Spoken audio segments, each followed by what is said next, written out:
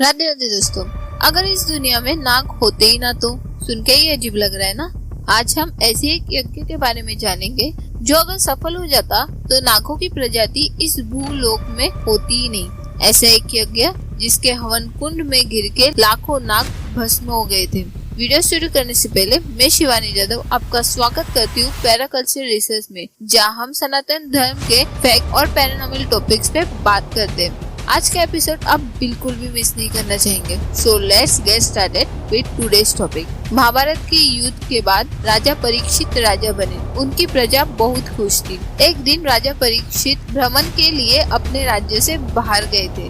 घूमते घूमते उन्हें प्यास लगने लगी। जलाशय को ढूंढते हुए वो ऋषि शमीक के आश्रम पहुंच गए। उन्होंने ऋषि शमीक से जल मांगा, पर ध्यान में लीन होने के कारण ऋषि शमीक ने कोई जवाब नहीं दिया। राजा परीक्षित को लगा ऋषि शमीक को अभिमान आ गया है, इसलिए वो उन्हें जवाब नहीं दे रहे हैं। राजा परीक्षित को अपमानित महसूस होने लगा। उस वक्त कलियुग का प्रारंभ हो गया था। ये कलियुग के प्रारंभ की पहली निशानी थी। मैंने कलियुग पे एक अलग वीडियो बनाई है, अगर आपको देखनी है तो ऊपर आई बटन और डिस्क्रिप्शन में लिंक मिल जाएगी। बदला लेने के लिए राजा परीक्षित ने एक मरे हुए सांप को उठाकर ऋषि शमीक के गले में डाल दिया और वापस अपने नगर चले गए। ऋषि शमीक को तपस्या में लीन होने के कारण कुछ पता नहीं चला, पर जब ये बात उनके पुत्र ऋषि श्रृंगी को पता चली तो उन्हें राजा परीक्षित पर क्रोध आया। उन्होंने कहा, ऐसा राजा अगर जिंदा रहा तो वो ज्ञानी और ऋषियों को अपमानित करता रहेगा। तब ऋषि श्रृंगी ने अपनी कमंडल से पानी हथेली में लेके उसे अभिमंत्रित कर राजा परीक्षित को श्राप दिया कि 7 दिनों के बाद उनकी सर्पदंश से मृत्यु हो जाएगी।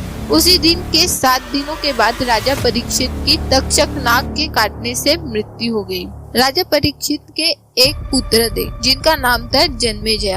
उन्हें अपने पिता के मृत्यु के बारे में सुनकर बहुत क्रोध आया और उन्होंने प्रतिज्ञा ली कि वो इस मृत्यु लोक से सारे सर्पों का नामो निशान मिटा देंगे। तब राजा जन्मेजय ने ऋषियों और पुरोहितों को बुला के उनसे पूछा, क्या वो कोई ऐसा कर्मकांड जानते हैं जिससे इस पृथ्वी के सारे क्रूर नागों की धड़कती आंख में जल के मृत्यु हो जाए। इस प्रण को पूरा करने के लिए सर्पमेध यज्ञ का आयोजन किया गया। इस यज्ञ के प्रभाव और मंत्रों के उच्चारण को सुनते ही सारे सर्प अग्नि कुंड में आके समा गए। जो भी इस दृश्य को देखता उसका दिल दहल जाता। इस यज्ञ के वजह से सर्पों के बीच त्राहिमाम मच गया था। 2 नागों ने अपनी रक्षा कर ली थी। एक तक्षक जिसके दंश के कारण राजा परीक्षित की जान गई थी, वो सूर्य देव के रथ को जाके लिपट गया। ऐसे में अगर वो इस अग्नि में समा जाता तो सूर्य का यही अंत हो जाता और सारी सृष्टि अंधकार में हो जाती। और दूसरे थे कारकोटक नाग, जो शेष नाग के छोटे भाई और ऋषि कश्यप के सहस्त्र नाग पुत्र में से एक थे। वो शिवजी के बहुत बड़े भक्त थे और शिवजी के ही आशीर्वाद के कारण इस यज्ञ के प्रभाव में नहीं आए थे।